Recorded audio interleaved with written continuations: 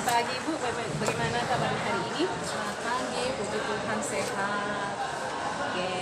Nah, Ibu, saya akan melakukan observasi tentang pembelajaran yang Ibu akan lakukan ini dalam kelas. Jadi santai saja, tidak usah merasa bahwa ada unsur-unsur penilaian atau bagaimana. Jadi Ibu santai saja untuk melakukan kegiatan ini, hanya sebatas untuk melakukan diskusi. Nah, di dalam proses pembelajaran yang Ibu akan lakukan ini, apa tujuan dari pembelajaran ini? Ya, terima kasih.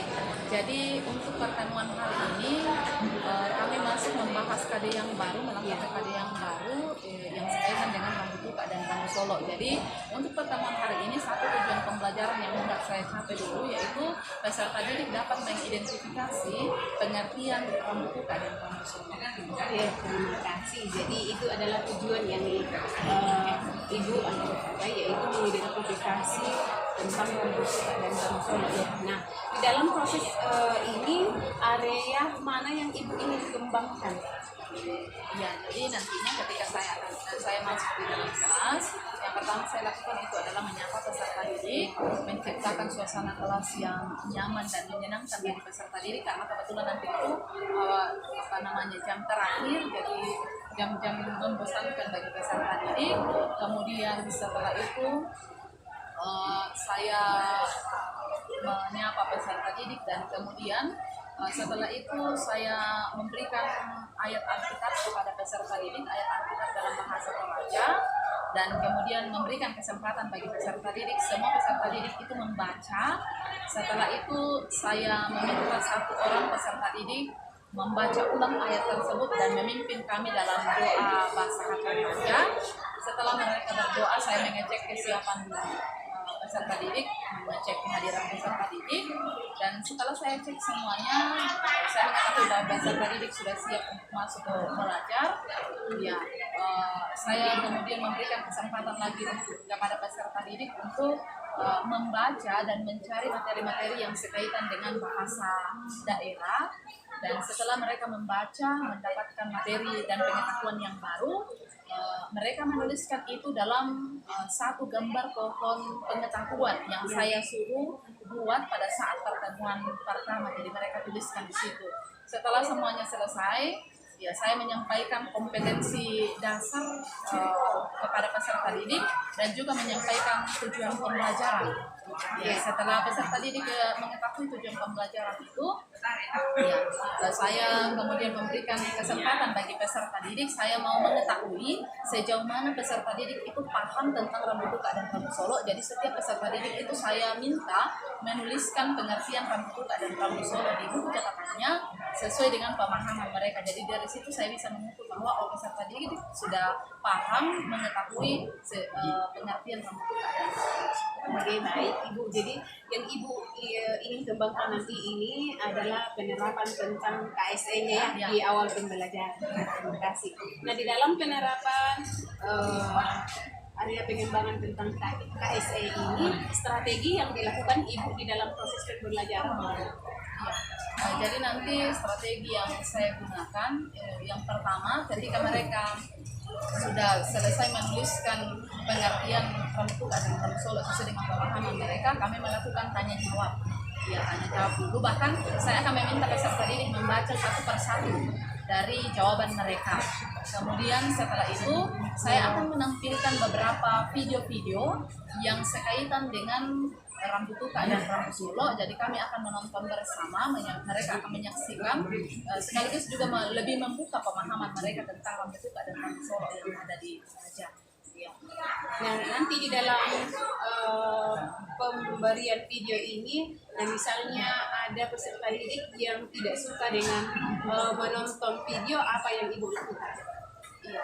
Kalau nanti saya pikir kalau peserta didik itu diberikan video-video tayangan video seperti itu, biasanya peserta didik itu akan lebih tertarik dibanding saya menjelaskan secara langsung peserta didik akan merasa mengantuk atau jenuh. Jadi saya mengambil strategi seperti itu, menampilkan video-video dan mereka sendiri menyaksikan, dan setelah itu kami melakukan pengetahuan. Oke, baik Ibu, terima kasih. Sampai jumpa nanti di dalam kegiatan.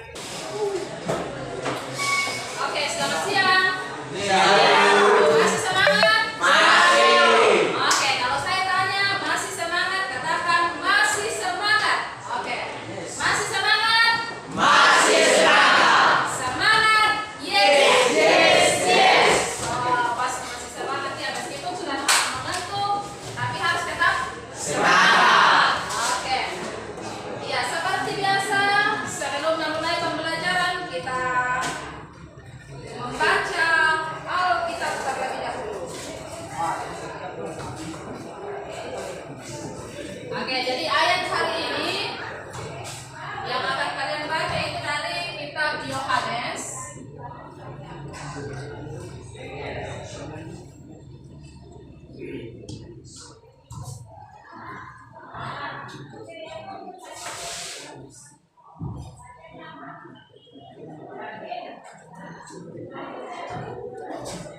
Ya, jadi seperti biasa kalian membaca dulu dalam hati, latihan.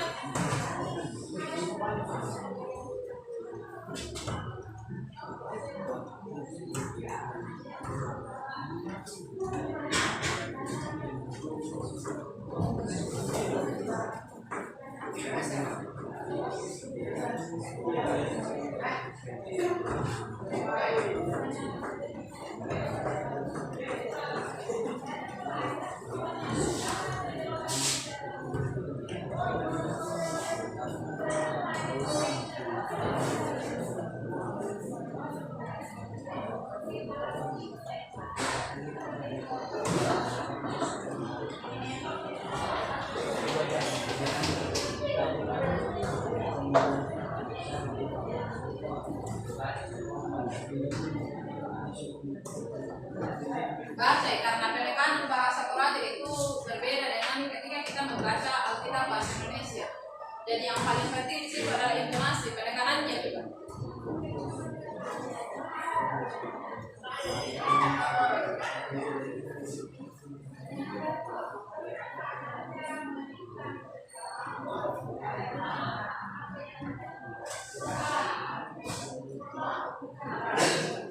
Ini Yohanes.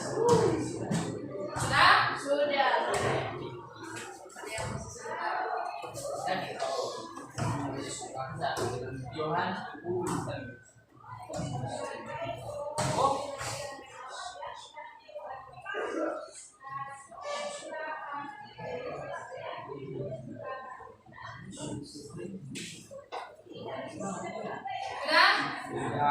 Oke. Kita baca bersama-sama dulu. Yohanes pasal 20 ayat 2, 3.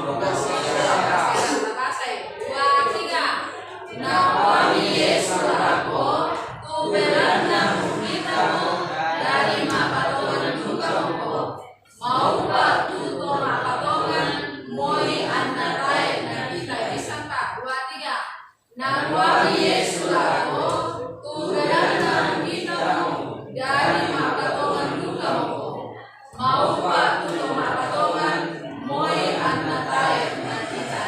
Amin. Sampai bersama yang ini.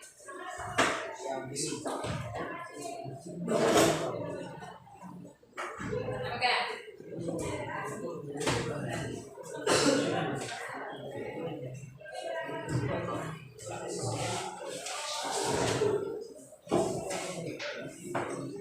Bisa bersama ya?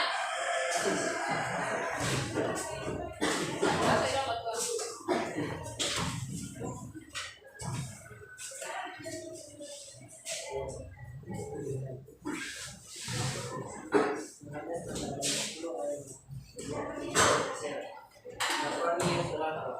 Kirana kita jadi makatuan lupa mo mo itu makatuan anak kita terus maafkan dari daerah Cina dan tidak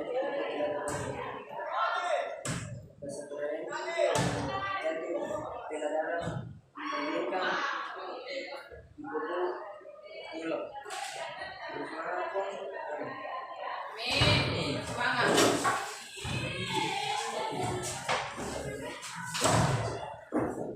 Alvin Bubun. Ada apa? Alfredo. Alvino. Alfianto. Alwis. Alibas. Ambang. Andarias. Brian. Dennis. Desta. Edwardus. Eliezer. Oh, no, belum tes na. Ferdi. Fernandez. Gideon. Ivanti. Henry. Imelda. Indra. Irwan. Menolak. Joyce. Joyce Gambela. Irwanki. Calvin. Mario. Martinus. Martinus Rombe. Martinus Suso. Nelson. Paulus. Ready. Regal. Renaldi. Rizal. Rizky. Rivaldo. Rivaldo Undina. Rivaldo. Evianto. Wandri. Georgia. Berarti biro siapa mana? Mencari uang sekarang itu sulit. Ada kayak di sini yang sudah membiayai dirinya sendiri untuk sekolah. Ada? Tidak usah malu-malu. Ada? Tidak ada ya. Kedua kita kalian membiayai kalian tak kayak Tuhan itu masih siapa pernah tahu. Tapi kalau masih dibiayai oleh orang tua atau keluarga, ya setidaknya kita ingat ke mereka. Ada yang kalau ada karena masih kita nak masih mana ada malingo-lingo. Ya, merasa rugi lah kita ketika datang setiap hari belajar. Ya, sedikit untuk pengetahuan sulit tidak pun tambah kosong ya. Ya, tambah apa ditandai. Setidaknya satu mata pelajaran itu ada sesuatu pembelajaran yang bisa didapatkan. Ya, oke. Jadi hari ini kita sudah masuk ke KD yang baru. Tapi sebelum masuk dalam KD yang baru, seperti biasa berliterasi dulu. Silakan cari pengetahuan baru dan yang sekaitan dengan bahasa daerah. Kemudian kalian tulis di pohon pengetahuan kalian. Silakan.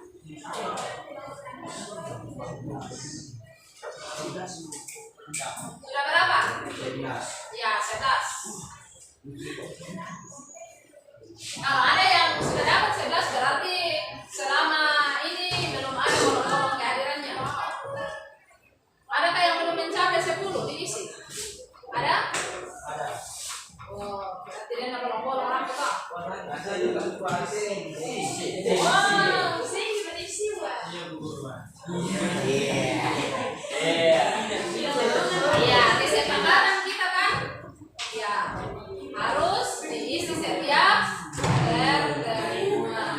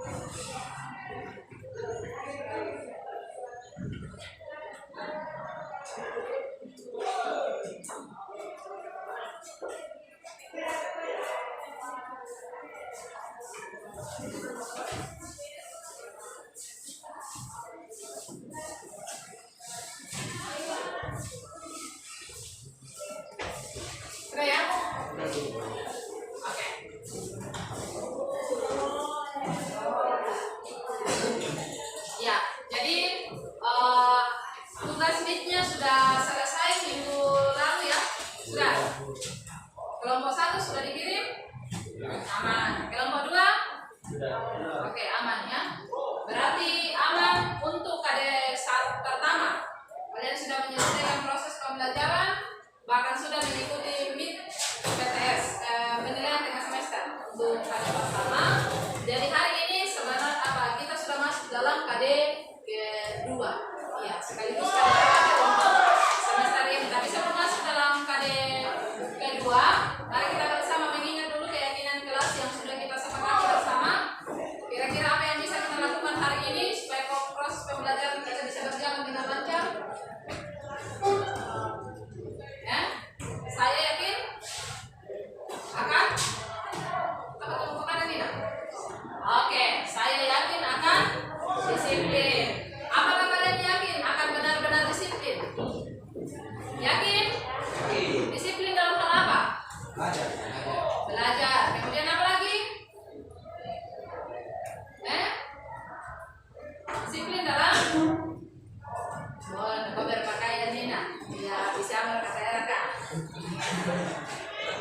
Oke, kalau katakan disiplin dalam belajar berarti apa?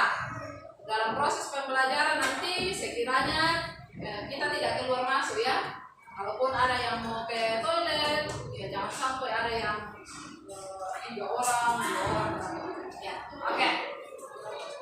Sebelum Ibu memaparkan kompetensi dasar, mari kita menyanyi. Ya. Ada liriknya di depan.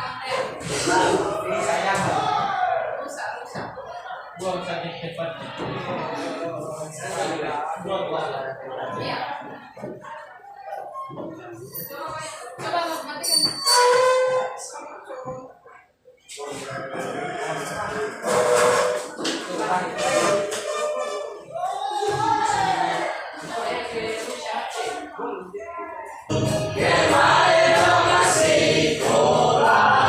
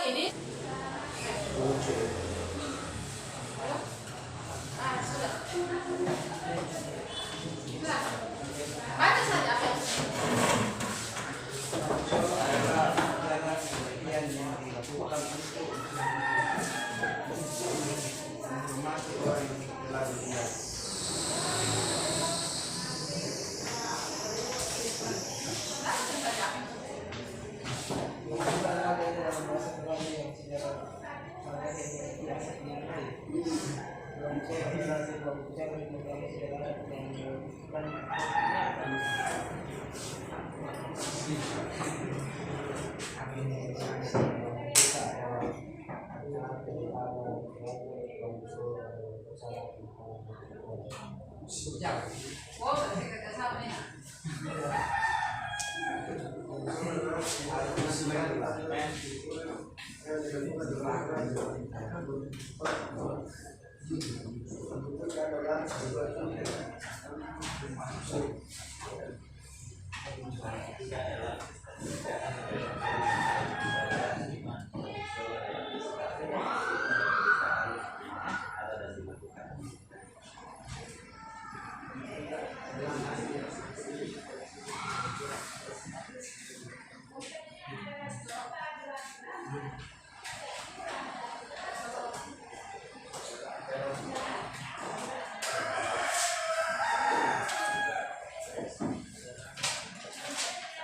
Oke.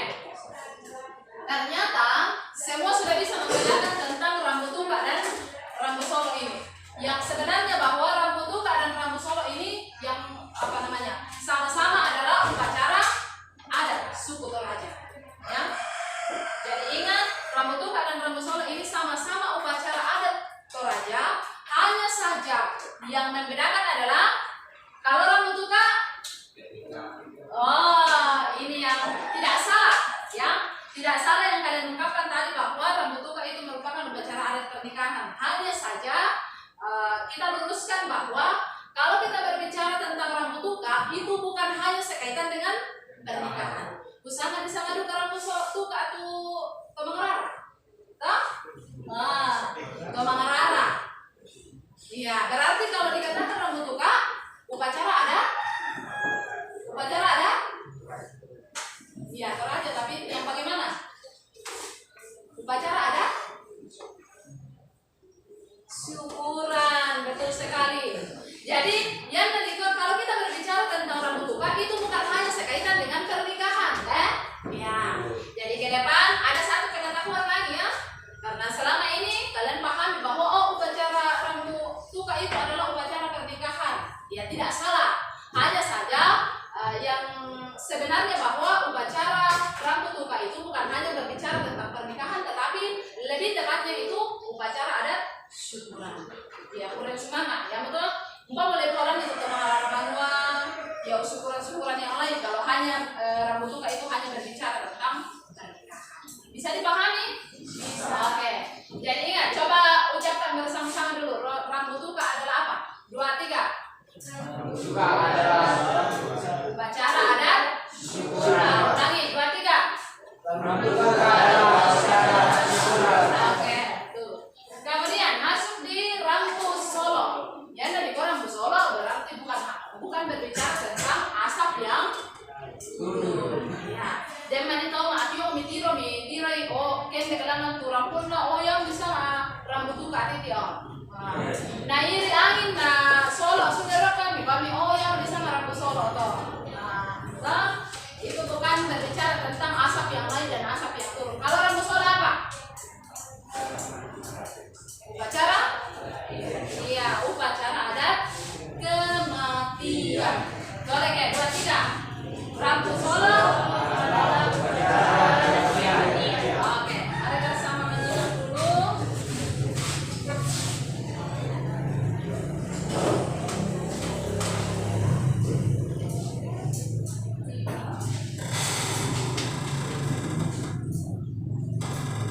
Jadi di sini ada penjelasan di dalam mengenai rambut tuka dan rambut solo.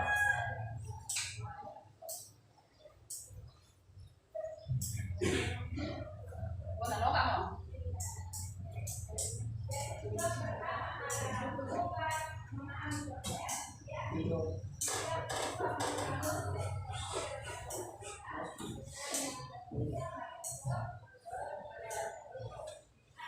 Keluarga pelaksana kegiatan.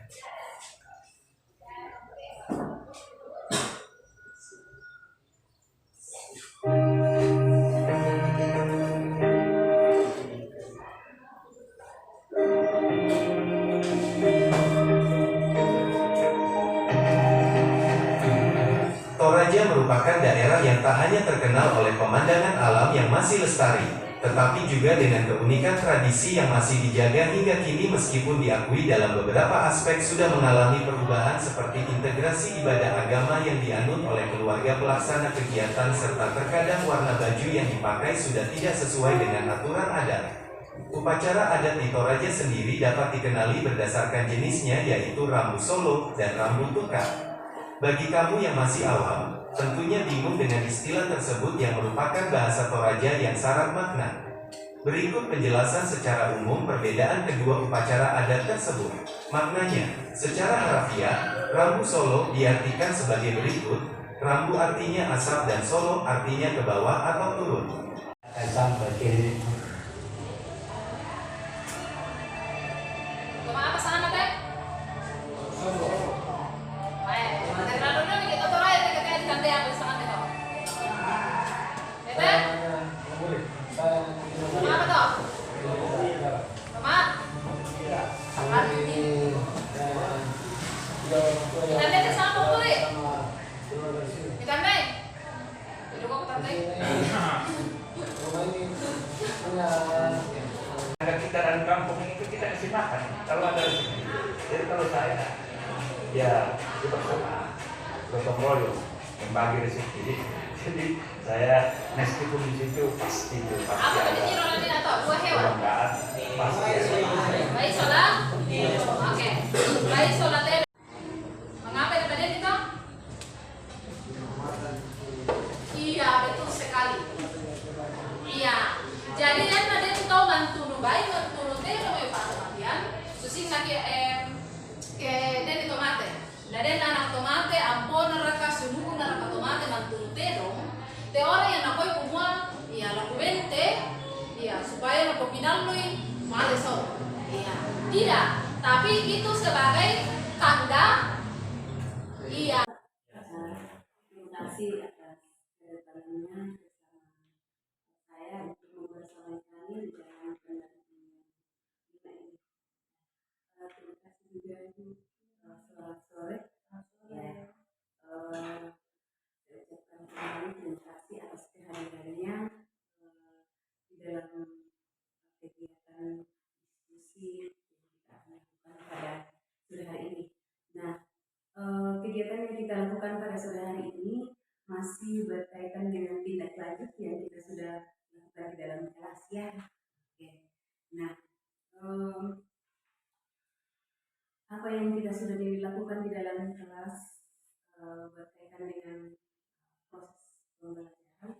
Nah, bagaimana perasaan ibu ketika saya melakukan observasi di dalam kelas? Ya, terima kasih. Kalau sekaitan dengan perasaan, memang jujur waktu itu saya merasa cukup, ya, karena pertama kali mengajar kemudian di dalam ruangan itu ada rekan sekerja. Kan tentu ada perbedaan sedikit ketika ada kita hanya berhadapan dengan peserta didik dengan ada rekan kerja di dalam dulu, tapi akhirnya bisa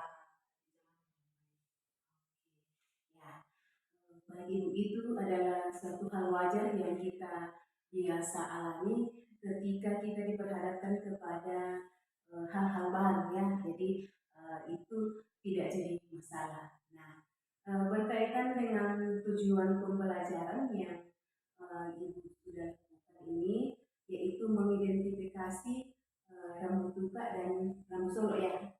Nah, apakah di dalam tujuan yang dilakukan ini sudah tercapai? menurut saya tujuan pembelajaran kami itu sudah tercapai karena saya mengukur melalui kegiatan tanya jawab kami peserta didik itu sudah bisa mengemukakan pendapatnya dari tujuan pembelajaran itu. Ada yang bisa mengemukakan secara langsung, ada juga yang mengemukakan secara tulis, jadi mereka menulis pemahaman mereka. Oke, baik. Jadi ada dua cara yang dilakukan, ada yang mengungkapkan secara langsung atau tulisan dan ada juga yang menuangkan lewat tulisannya. Nah, baik ibu. Nah, strategi yang ibu lakukan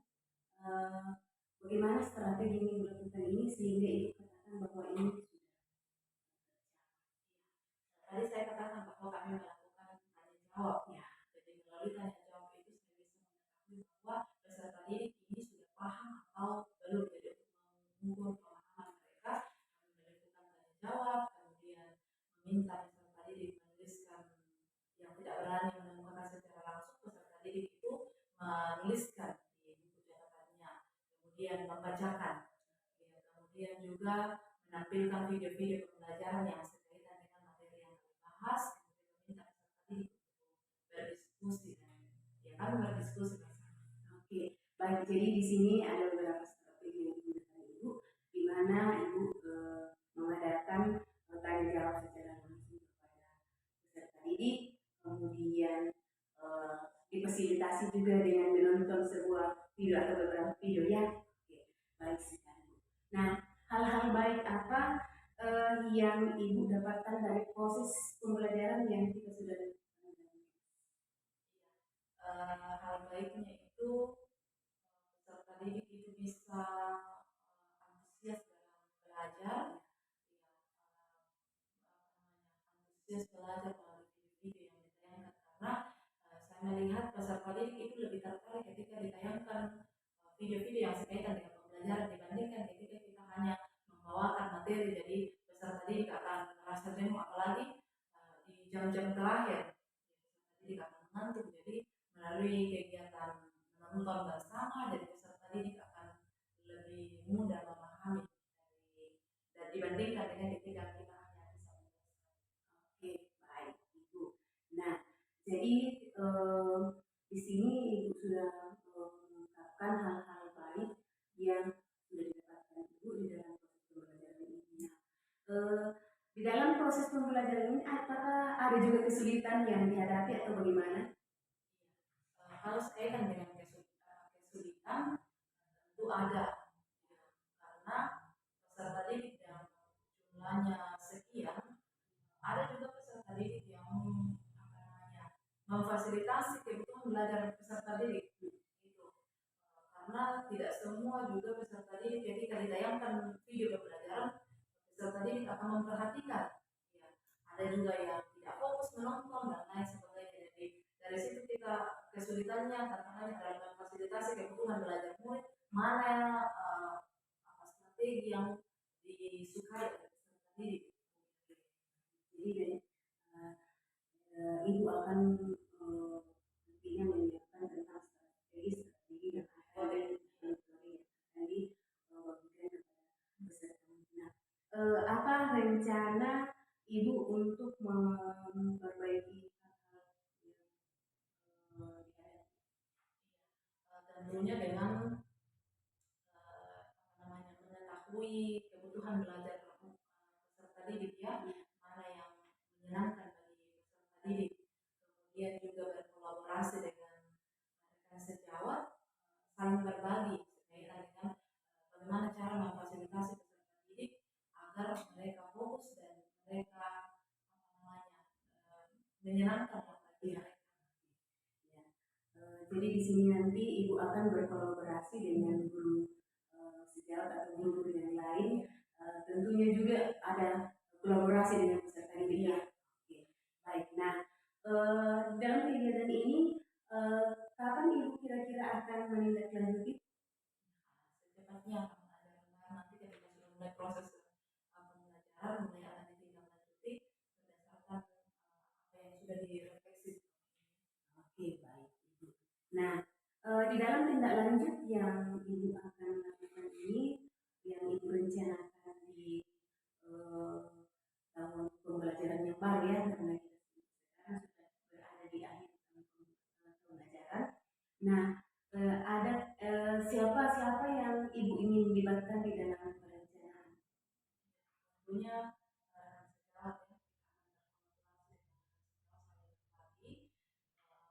demi untuk proses pembelajaran. Ibu.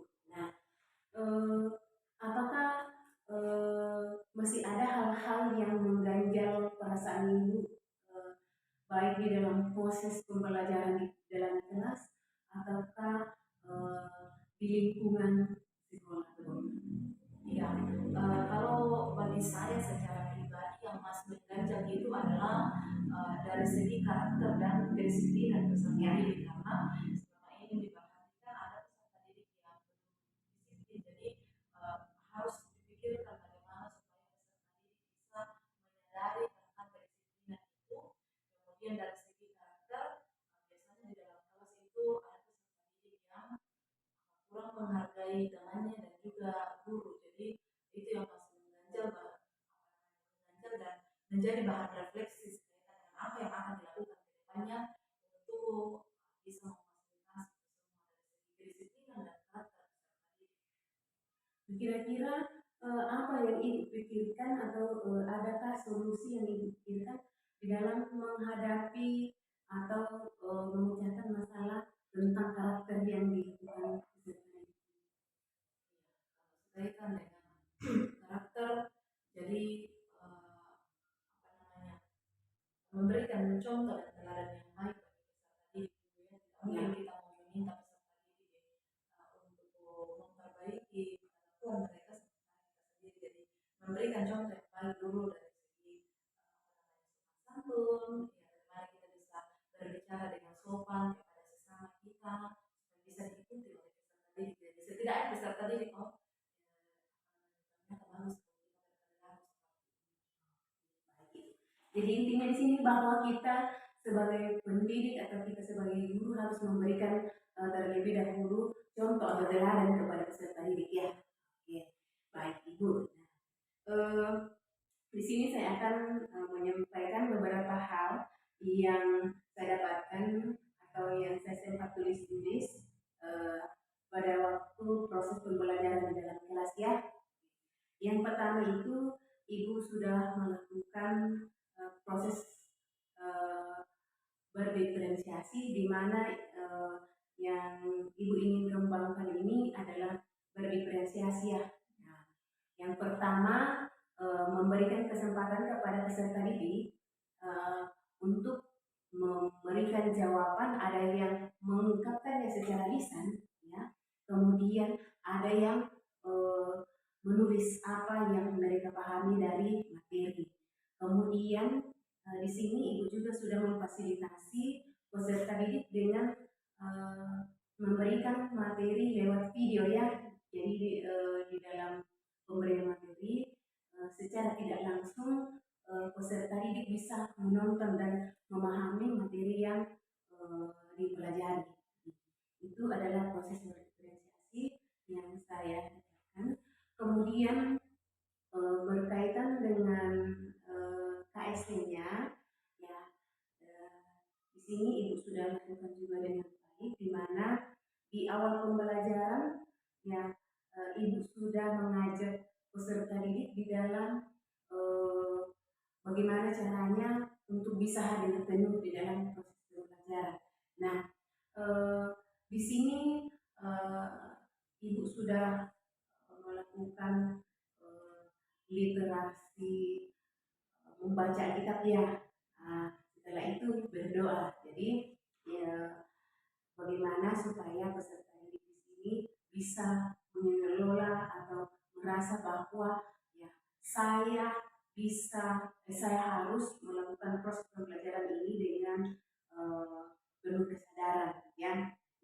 Kemudian di dalam proses pembelajaran juga saya lihat juga bahwa Ibu memfasilitasi peserta didik bagaimana supaya bisa tetap semangat. Di mana Ibu di dalam kelas sudah melakukan ice breathing ya. Jadi di sini peserta didik sudah berpartisipasi semua dan senang di dalam mengikuti proses pembelajaran. Nah, dari kedua area pengembangan yang Ibu sudah lakukan yaitu pembelajaran berdiferensiasi dan penerapan KSC, mana yang Ibu lebih ingin kembangkan ke depan? Ya, kalau yang ingin saya kembangkan ke depan yang pertama itu tentang penguatan karakter ya peserta didik. Jadi tadi saya sudah sampaikan bahwa peserta didik sekarang ada yang sudah kurang menghargai, jadi itu yang perlu saya kembangkan ke depan. Kemudian yang kedua dari segi kedisiplinan peserta didik. Jadi tadi juga saya sudah sampaikan bahwa itu yang masih mengganjal bagi saya dari segi kedisiplinan